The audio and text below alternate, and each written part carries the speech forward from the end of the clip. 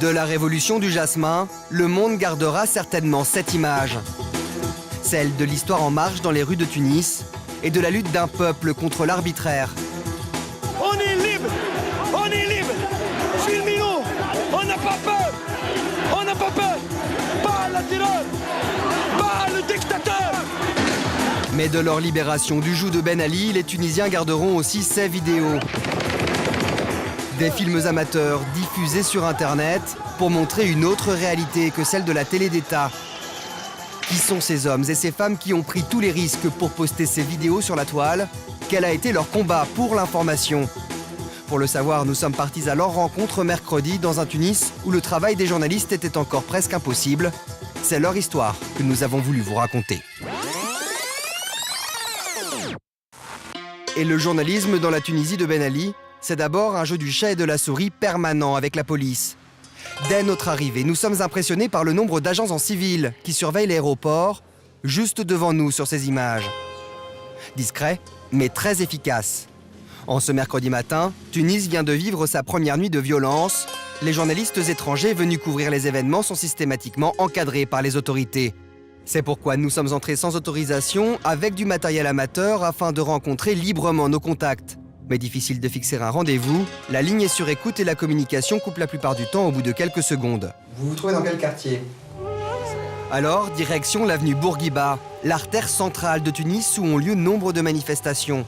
Mais même en jouant les touristes, impossible de filmer. Nous sommes suivis et à 2 reprises, des hommes éteignent notre caméra. Finalement, rendez-vous au siège du syndicat national des journalistes. Un lieu où souffle un vent de liberté. L'accueil est chaleureux et les confrères rencontrés ont bien conscience de l'état dans lequel se trouve leur presse. Les médias aujourd'hui, ils insistent toujours à mettre la lumière sur la violence, sur les dégâts des manifestations que les gens font spontanément dans la rue. C'est pas sur les raisons, c'est pas sur les avis politiques ou bien les demandes du peuple, quoi.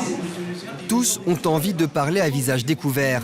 Un acte courageux dans un pays où la liberté de la presse n'existe pas. Il y a les médias publics qui continuent toujours à une tradition de censure et de manipulation à des fins politiques au profit du régime. La Tunisie vit dans une autarcie carrément internationale.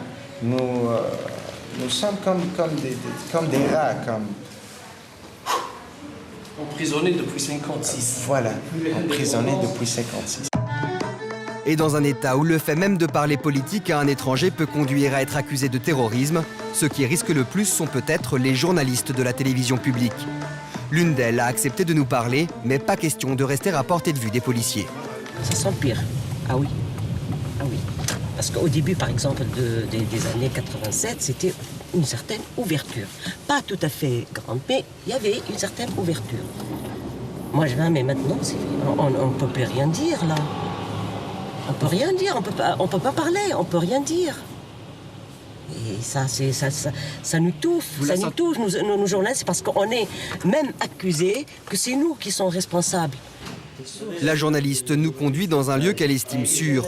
La veille, elle a participé avec des confrères à une manifestation demandant la liberté d'expression, du jamais vu dans le pays et pourtant... Et au journal télévisé, le soir, ils en ont parlé? Non, notre journal, non, pas du tout. Quand on est journaliste de métier en Tunisie, est-ce que ça fait pas mal au cœur de voir ça? Bien sûr, mais bien sûr, ça m'a déjà... Je vous ai dit tout à l'heure que j'ai vraiment senti l'amertume, là, parce que je suis journaliste et je suis comme en quelque sorte paralysée. Des médias traditionnels verrouillés et un web ultra surveillé. C'est ce qu'explique ce militant politique rencontré sur place. Il doit en permanence déjouer les pièges de la police du net de Ben Ali pour pouvoir s'exprimer. On fait du bricolage informatique pour détourner la censure. Parce que la censure, elle est forte, elle est affligeante. Ils sont très forts. Ils sont très forts. Mais soudain, c'est l'agitation. Qu'est-ce qui se passe là en fait?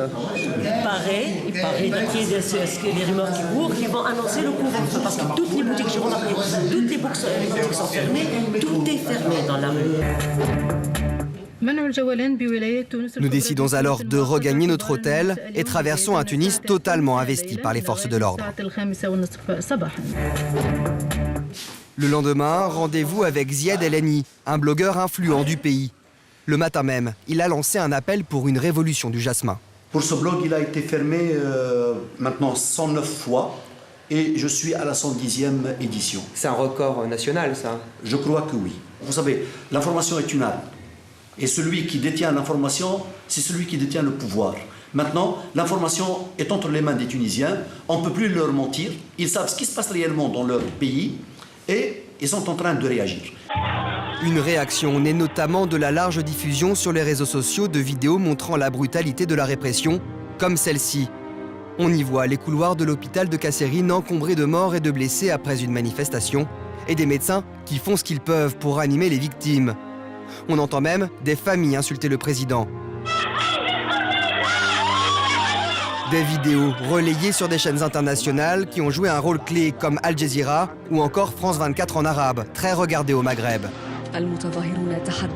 De quoi rendre le discours des médias officiels insupportable pour les Tunisiens qui continuent de manifester. Jeudi soir, Ben Ali abat sa dernière carte. Dans un flash spécial à la télévision d'État, il annonce qu'il quittera le pouvoir en 2014 et promet la liberté de la presse. Je vous ai compris.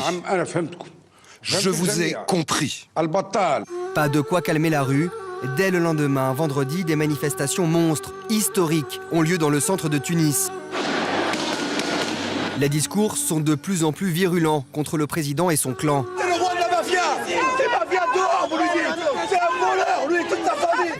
L'histoire s'accélère jusqu'à ce coup de théâtre dans la soirée. Le Premier ministre confirme une information qui court déjà depuis plusieurs minutes. Ben Ali a fui. Samedi, c'est finalement le président du Parlement qui prend le pouvoir et promet une transition démocratique.